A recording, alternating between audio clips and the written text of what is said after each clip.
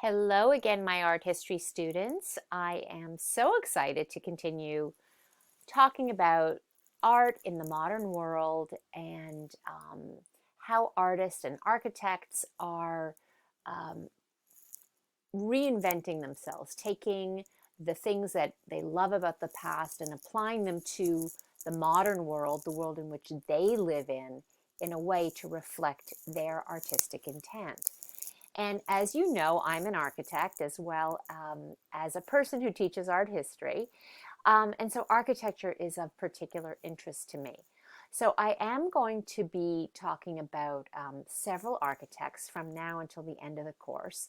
And one of them is this architect that you see here, who is known as sort of a one name last name, Le Corbusier, kind of like Madonna or Bono or Gaga, maybe. Okay, maybe not. So what we're going to be looking at is how architecture is being influenced by the same things that painters are being influenced by. And if you remember last class, we talked about Piet Mondrian, and you see his painting on the left. And I just want to remind you that we did, in fact, talk about how Mondrian started, as a representational artist, right? And painted things like this, and then eventually became more and more abstract, doing this study for a tree, where ultimately he becomes most well known for his paintings that look like this. And of course, his final painting, Broadway, not his final painting, but the final one we looked at, Broadway Boogie Woogie, when he leaves war in Germany and moves to New York and is taken with jazz and the whole world in New York of syncopated rhythms, and his paintings reflect that. So we then talked about Rietveld, and we talked about this building and how it is very much influenced by kind of these Dissteel ideas. Dissteel was the movement that we talked about here. You see it in Holland, where these artists said, can you use color just for itself? Does color not have to represent anything quote unquote realistic in the outside world? So we talked about all that. We looked at this house and how it is really trying to explore many of the same ideas that you see Mondrian exploring in this architect, Gerrit Rietveld, who designs the house with the woman who owns it, Truus Schroeder-Schrader. And so, of course, she wants to take 50% of the claim here for the house. And there are also several pieces of furniture that they design. And here you see this installation in the Museum of Modern Art of some of the original pieces and even some Mondrian paintings in the background. So this brings us to kind of our discussion of Le Corbusier and what are some of the things that he is pursuing and what are the things that he's trying to do. And he's a really interesting architect. And I want you guys to look at the date, right? 1929. And that's, what? It's almost 100 years ago. And it looks like a pretty modern house still today. And I want to go through some of the points, the elements of this house that you see here, to talk about really this thing that he invents, which are the 5 points of architecture, or the 5 things that you need to have to make modern architecture. And you can see this expression he comes up with. He says, the house is just a box in the air, okay? And we're going to talk about this idea of lifting something up off the ground and what that means. So he comes up with this, the essence of modern architecture, as he calls it, that there are 5 points in architecture, which are the universal system that must be applied to any piece of architecture. One is the columns, or as he calls them, the pilotis, that you raise the building up off the ground. And this is important because what it's really saying is that the building itself is being supported by a structural system, by columns, by steel, and that the walls are no longer load-bearing. And this is really interesting when you think about the fact that when we learned about the Pantheon in Rome, if you guys remember, I talked about the dome, and that the dome itself was so heavy that the walls that supported the dome actually were 13 feet thick. And in modern architecture, this is completely abandoned.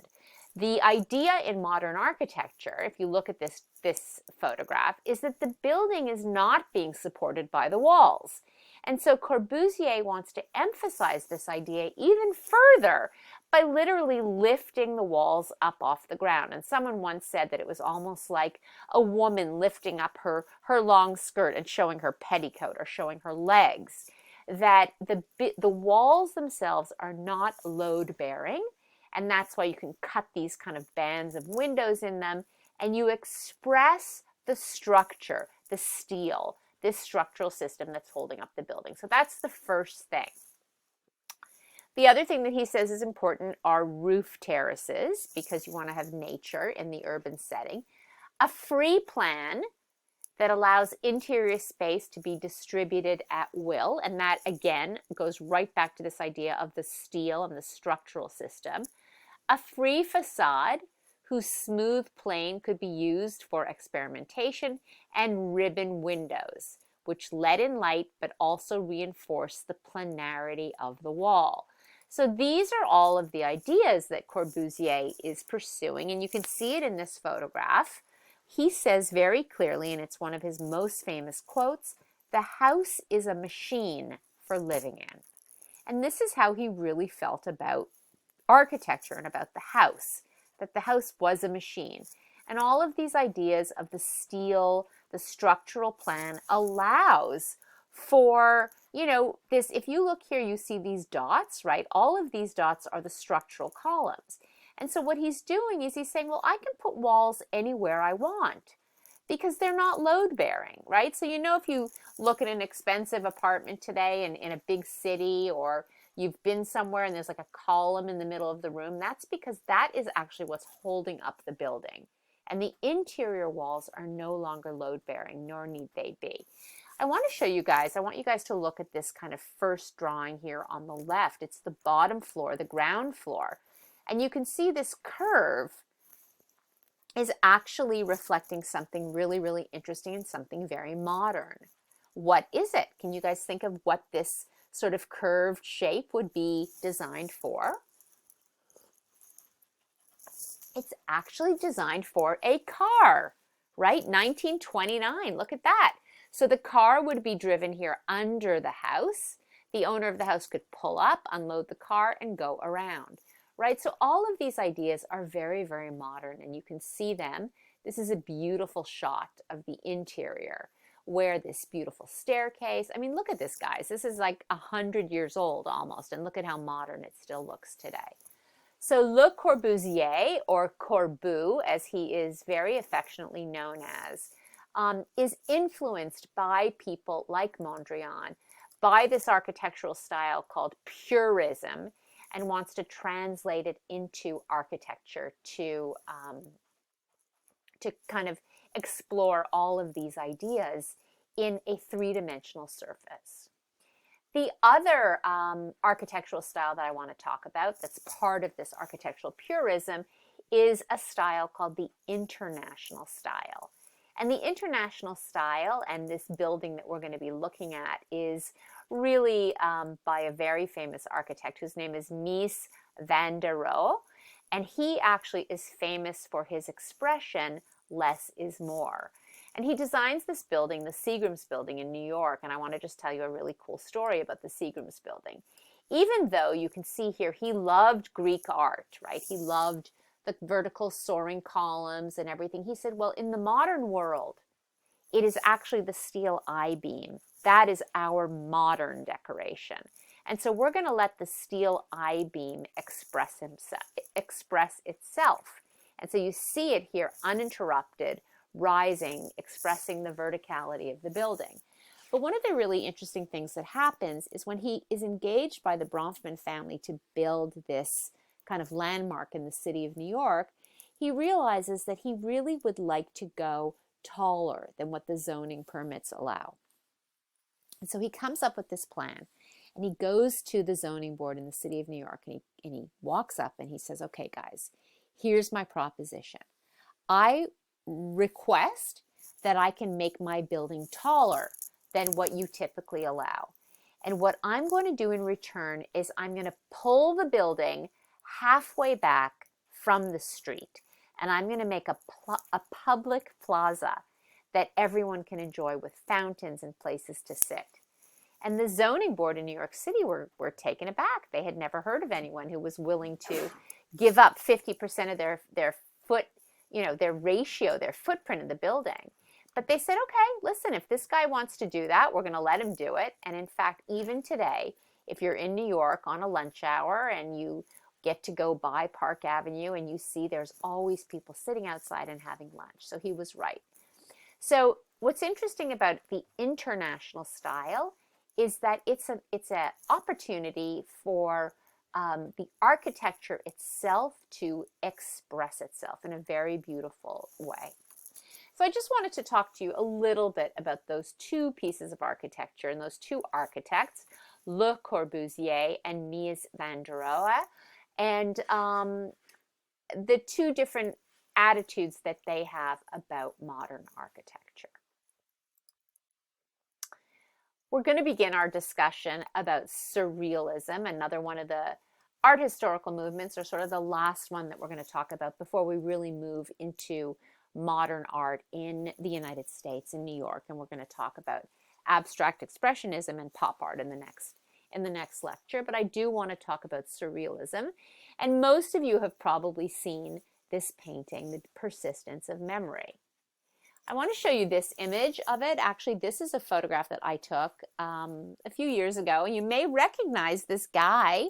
He's the guy who he and I happened to be walking through the museum together, and we went through the Picasso exhibit, so I have some pictures of him and I looking at the Demoiselles d'Avignon together. But I like this photograph because it really gives you a sense of the scale of this painting. Because if I just show it to you like this, even though it says that it's only 9.5 inches by 1 foot 1 inches, which is 13 inches, people don't really understand how small this painting actually is. So take a minute and look at it, right? The persistence of memory, and ask yourself, like, what is going on here, right? What do we see? And what does surrealism really mean? So, right, what does surrealism really mean, and why are people so captivated with this art historical movement?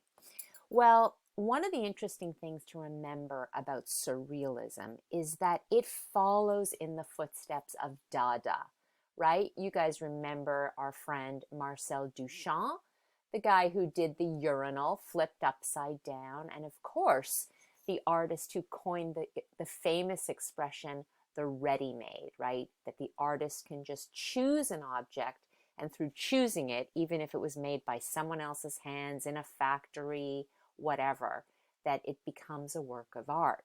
So surrealism follows this, but surrealism is a lot more intellectual, and it really integrates ideas about psychology, literature, and science, and very specifically how the brain works when we think about dreams.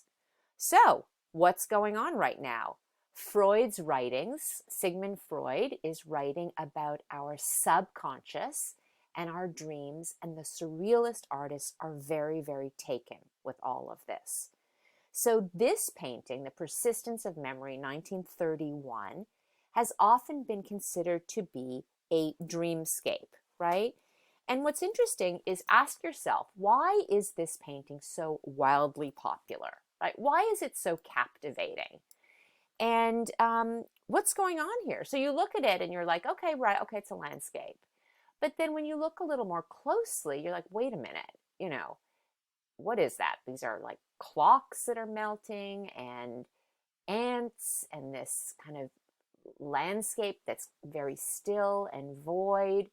And what is that thing in the foreground? What looks like a profile maybe, and eyelashes. And people start to sort of ask all of these things. What was the artist thinking about? What is his intention?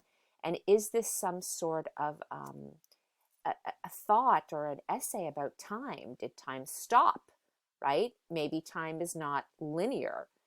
And one of the things I want you guys to know is that surrealism really says that the irrational world that we live in, right, the world that is maybe that of a dream, might be just as real or just as valuable as the rational world, right? The irrational world might be just as valuable as the irrational world. And what's interesting is that, and here's actually another version of a painting that he did that many people don't really know about, is that in surrealism, these artists are trying to free human behavior from the restraint of, what they say is real, right? So artists are saying, well, what is real? What is the real world? And I want to show you guys this really interesting painting by another artist, actually Magritte. This one has always kind of, you get a gut reaction, a little bit of shock to it, right? But I think that they take kind of realism or realistic images, and then they kind of force us to look at things in a very different way. And we're going to talk about that, with a couple of these artists. So Magritte is quite well known. And this painting, really, 1934, it's asking a lot of questions about the female figure in art, how the female nude has been looked at. And then this one, again, if you look at kind of the view, the landscape, the painting on the easel, you can see this very, very kind of thin edge where he demarcates what is the painted canvas, right? The canvas turning the corner with the little nail tacks here, and the real world. This artist is asking us to consider what is real and what is not real. And he does two other versions of it right here. You can see these two paintings of him looking out the window. One of Magritte's most important paintings is this one. And you can see he signed it here. And it's a painting, clearly, of an object that you guys should recognize. And he says, "Ceci n'est pas une pipe." This is not a pipe, right? What is it? What is this? And I always ask this question in my class. Well, if you said it's a painting, you're right. Right? This is not a pipe. This is a painting.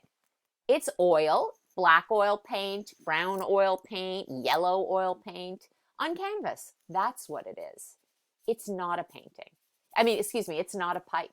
And so these are really sort of the challenging questions of what modern art is. And everyone needs to sort of accept it or understand what the artistic intent is. And again, I just want to show you a couple more of these. I call this my Harry Potter version of time transfixed. But you can see by the title that these artists are definitely, focused on the subconscious mind, time, and then taking things that are super realistic and then doing something kind of crazy to it, adding another element. So why is surrealism so important? Why is surrealism something we should look at? I'm going to show you a little bit of a really interesting PBS video. I'm going to just show you a part of it, and you can watch the rest of it on your own. But it really asks this question, right? The case for surrealism and why we should care about it. So hold on one second, and I'll set it up. So here we go, the case for surrealism.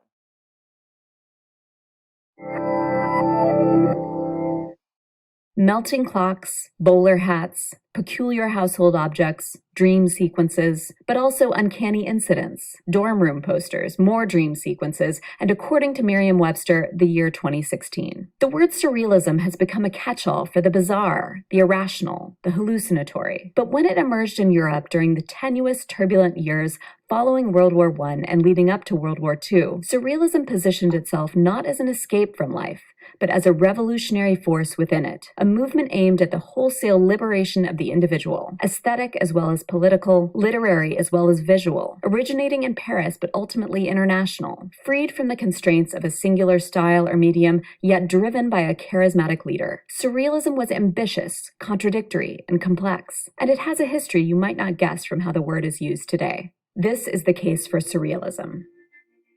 The term surrealism first appeared in the writings of French poet Guillaume Apollinaire, who used it in 1917 to describe Jean Cocteau's ballet Parade and his own play The Breasts of Tiresias. For Apollinaire, surrealism meant the fruits of the human imagination freed from the task of imitating nature. Its roots lay in the ethos of Romanticism and eccentric 19th century figures like the symbolist fantasist Gustave Moreau, the self-taught artist and customs agent Henri Rousseau, the disquieting visionary Arnold Böcklin, and writers like Edgar Allan Poe. Surrealism also emerged out of the riotous spirit of Dada, a movement originating in Zurich and Berlin, which sought to upend artistic traditions and disrupt the conventionality of modern life, weaponizing nonsense against the institutions that had brought about the catastrophe that was World War I. Yet the Surrealists were after not just disrupting the world order through nonsense, but reinventing it through experimental tactics. The first of these is automatism, or involuntary unwilled action. In 1924, a young poet named André Breton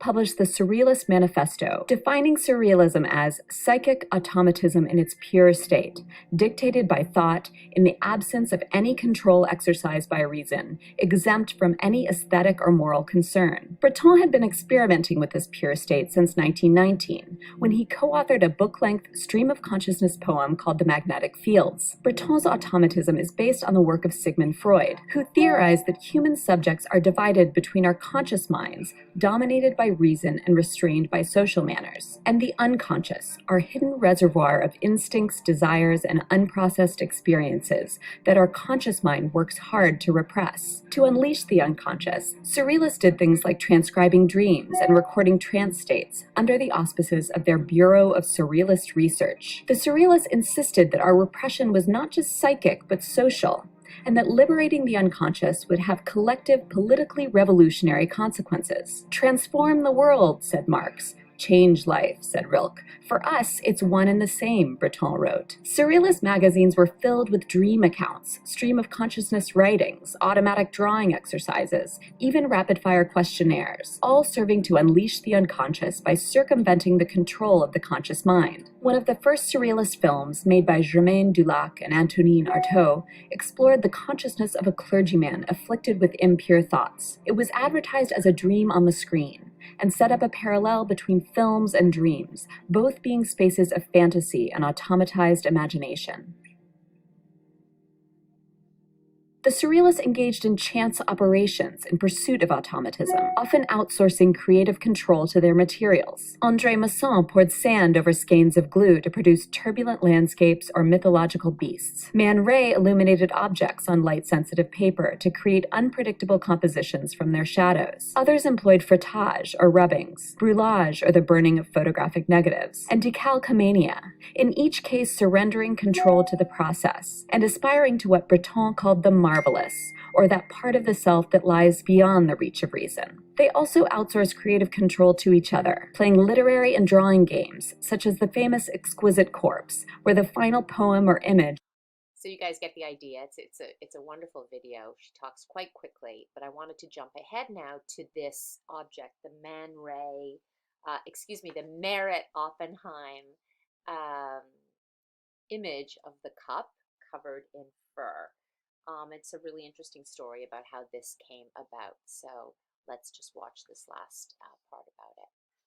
Most objects. It was inspired by a conversation with Picasso and Dora Maar at a cafe, where Picasso admired Oppenheim's fur bracelet and remarked that one could cover anything with fur. She replied, so the story goes, even this cup and saucer. And then she brought this object into being. Found objects could be images, too. In the collage books of the German artist Max Ernst, images clipped from pamphlets and ads populate his narratives with chimera, or swim up through layers of gouache. So I love to show my students this sculpture, right? And I can remember being at the Museum of Modern Art and standing in the room where this object is and watching people walk up to it and kind of going, ooh, disgusting, right? Imagine, sort of putting this cup to your lips and feeling that fur and the spoon.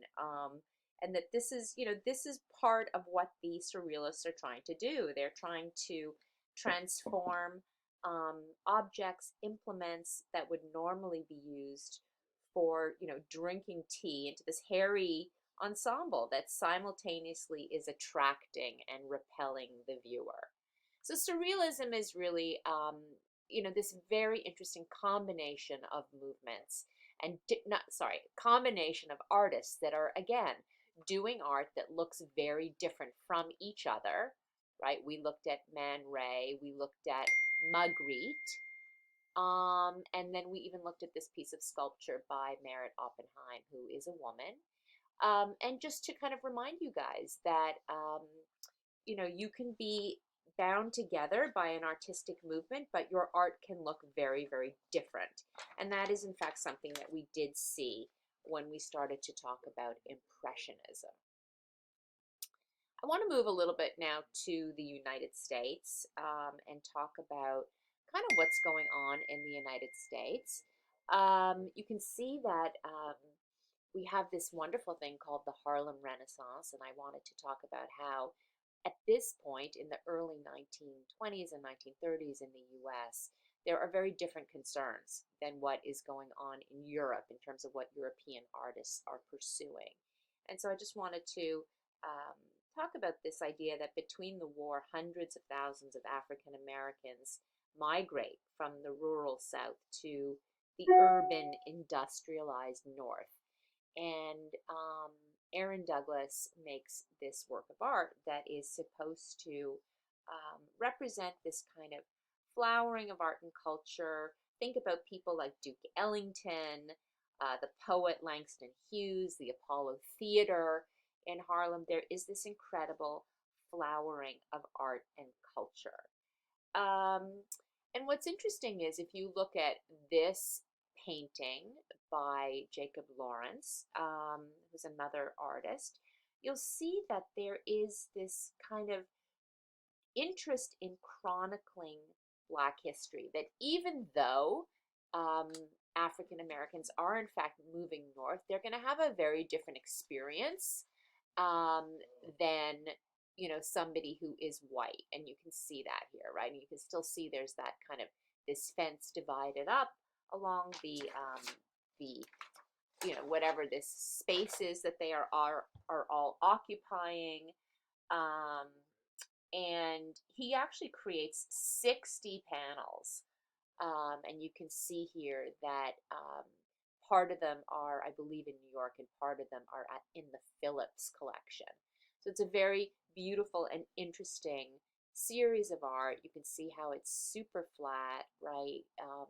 Very abstracted, and really is telling the story of the African American experience. So yeah, here we go.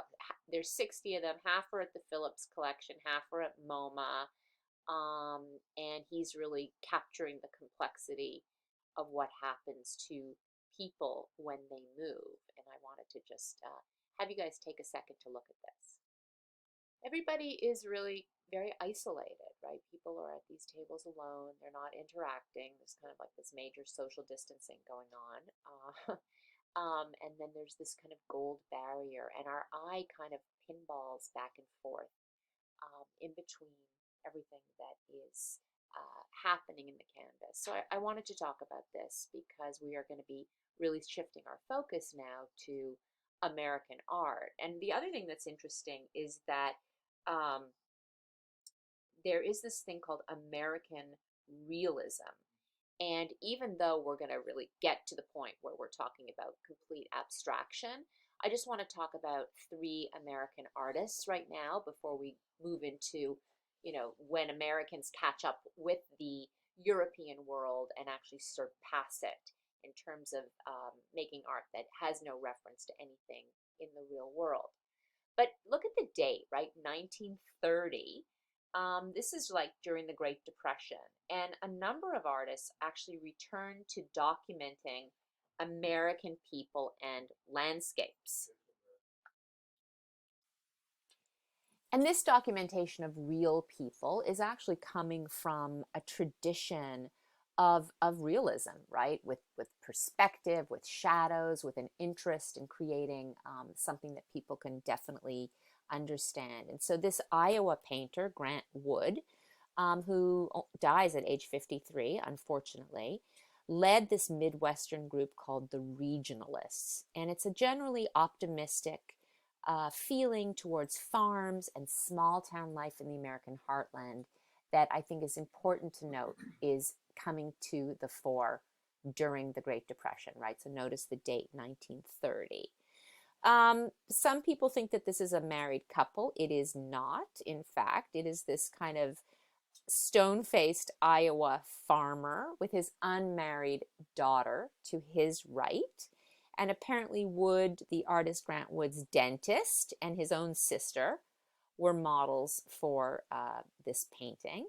They're standing in front of their house, a Victorian style house that's actually known as Carpenter Gothic, and you guys should recognize the pointed window here, which we know is one of our telltale signs of Gothic architecture. The pitchfork that he holds definitely signifies his profession as a farmer, right? But it's also giving him a bit of a menacing air, right? And you can see that this shape of the pitchfork is replicated and reinforced right here in the stitching on the bib of his denim overalls. So this side of the painting is all about the man, and that you can see the standing seam metal roof on the barn, the very sort of hard lines, all the vertical elements that are repeated. And yet on this side of the painting, it's a little bit softer, right? Her head is turned. She's not looking straight out at the canvas. There's a lot more green. There's these potted plants on the balcony, which kind of is symbolizing and equating her with these traditionally feminine domestic skills and horticultural skills. And just so that you guys know, some people in Iowa considered this to be a little bit insulting, right? They thought, well, we're being minimized and reduced to just sort of this very simple lifestyle. But many people really love this painting, and I just want you to, there's a lot of analysis we can do here in terms of the elements of art, right? The lines, all these repeated vertical lines, the colors that are very muted and natural. Edward Hopper is another American artist, and he makes these very interesting paintings that are called kind of quiet realism. And he's known, I think, above all else for his interest in his use of light and his ability to reveal beauty in kind of the most mundane objects. And if you Google Edward Hopper, you can really see many of these studies that he does. What's interesting about this painting, Nighthawks, is other than the title, we don't really necessarily know if it's night or day, right? The light in the painting is very ambiguous. He kind of is able to boil down this coffee shop or whatever it is into these very basic and simple elements. It's like he's taking out a lot of the detail, mullions on the windows, background in the shop, and trying to get the essence of what it would feel like to be in this space. He travels to Europe quite often, and he ends up moving to Greenwich Village and lives there in Washington Square, actually, for the rest of his life. He also is quite successful as a commercial illustrator, which allows him to support himself. And a fun fact about Edward Hopper, he paints in Gloucester, Massachusetts for many years in the 1920s until he moves. He spends a lot of time in Gloucester, Massachusetts, and New York. So I wanted to just have you guys really look at this. The last American artist that I just want to show you right now is this incredible artist, Alexander Calder, who is really most well known for his kinetic mobiles and his kinetic stabiles. Stable is a sculpture that stands on the ground. So we tend to think of sculpture as objects that are static, that we move around and we look at them. But Calder comes at it from a completely different perspective, where these objects are moving themselves and they're subject to not only our movement, but the movement of the wind and time, and some really, really wonderful, innovative ideas that he has about sculpture. They're beautifully made, and I want to show you a little bit of this video from an exhibition of his work at the Metropolitan Museum of Art that kind of takes us on a little mini field trip. We actually had a beautiful Calder exhibit here a couple of years ago at the Peabody Essex Museum, that maybe you guys can look up and see some of the images from that show. So hold on one second. Mobiles are suspended works of art. They are moved simply by a gentle touch of the hand or by air currents. They come alive to evoke our experience of nature, like petals of a flower or a leaf fluttering in the wind. These constellations of forms are so ingeniously balanced.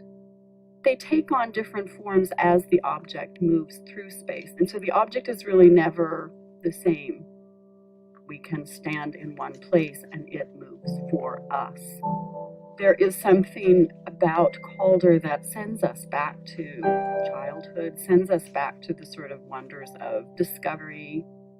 They are so delicately constructed that your very presence actually impacts the work of art. This wonderful grace in these slow-moving objects has so much to do with his interest in dance, in performance. It is a kind of choreography of movement. There is big movement as the entire object spins, but then there are subsidiary movements within the object designed very carefully so that the elements do not touch one another. And the shadows become a sort of secondary work of art. Calder developed the mobile at a time when artists were interested in communicating the fast pace of modern life. I think the mobiles help to slow us down. We understand that they're turning, they're behaving, they're reacting. There is no way to fully experience a mobile without spending time with it. Calder's works hold our attention, and any time you can step out of time with a great work of art is a gift from that artist. So that's going to be it for today. I'm going to make this one of our shorter videos. And I think we covered, an interesting amount of ground, picking up from Mondrian and discussing architecture, the Rietveld house, of course, the evolution that Mondrian goes through from really being a representational artist to these purely distille abstract works of art. The Rietveld house, of course, Le Corbusier, what does it mean when you say the house is a machine for living in? And of course, his 5 points of architecture that I want you guys to know. The international style. And then we talked about surrealism, the Dali painting, the persistence of memory, and how this has always been considered kind of the iconic surrealist painting. Of course, Magritte, this painting, and again, ask yourselves, what is his artistic intent? To make a painting and to write at the bottom, this is not a pipe. What is it? Right? It's not a pipe. It's a painting. And then, of course, the Merritt Oppenheim sculptural object that is, adhering to so many of these surrealist principles. We talked a little bit as we came over the pond back to the United States and the Harlem Renaissance, reflecting kind of movement of African Americans from the South to the North.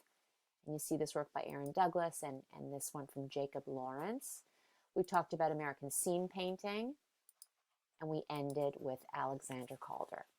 So I hope you guys enjoyed this, and I'll be putting together a little worksheet for you. And next session, we're going to be beginning our discussion about abstract expressionism. Thanks for listening.